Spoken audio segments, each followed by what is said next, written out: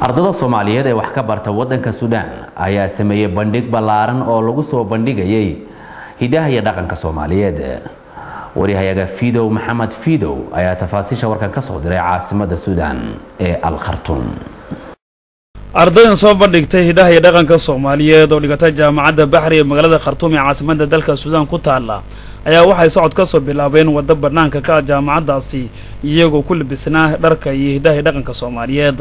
barnaamijkan oo ay soo abaabuleen ururka ardada Soomaaliyeed ee jaamacaddaasi Baxri dhigata oo horey loo oran jiray jaamacadda Jub oo laga lahaa koonfurta Suudaan oo imika ka go'day Suudaan inteeda kale ayaa aad waxa ula dhacay dadweynihiis u soo daawasho tagay bandhigaasi.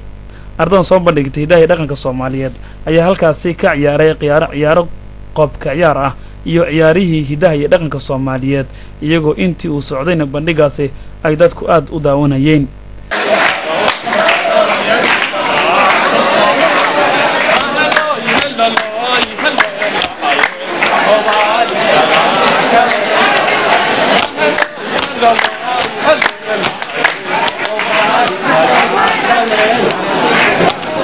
sidoo kale ardadaasi ayaa soo bandhigay agabkii Soomaalida ay u isticmaali jireen guryaha reer miyiga iyagoo soo bandhigay sawiradii madaxweynayaashii soo maray Soomaaliya iyo goobihii ugu quruxda badnaa dalka Soomaaliya.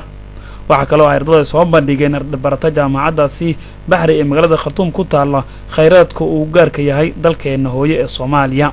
Cabdiqani oo kamid ahaa ardadii soo abaabushay bandhigaasi ayaa TV qaranka Soomaaliyeed ugu warbixiyay waxyaabihii ay soo bandhigeen. رابطة الطلاب الصوماليين في جامعة البحري أرضية الصوماليات اللي كانت جامعة البحري جامعة دهري قديم كجبة يا هذا أسبوع يقول أسبوع كيف بشيء أسبوع ثقافة أو ضدنا لقى استعمال السودان أو سنة كي مرة لقى أسبوع واحد خاب قلي الصومالية أنا واحد خاب قلي أرضي أسبوع جرته سمال بدنا نوع الباء هذا ولا لهنا جبوتي سياس أو قعوة نجسي إن خاب قلنا واحد أسبوع جرني ضد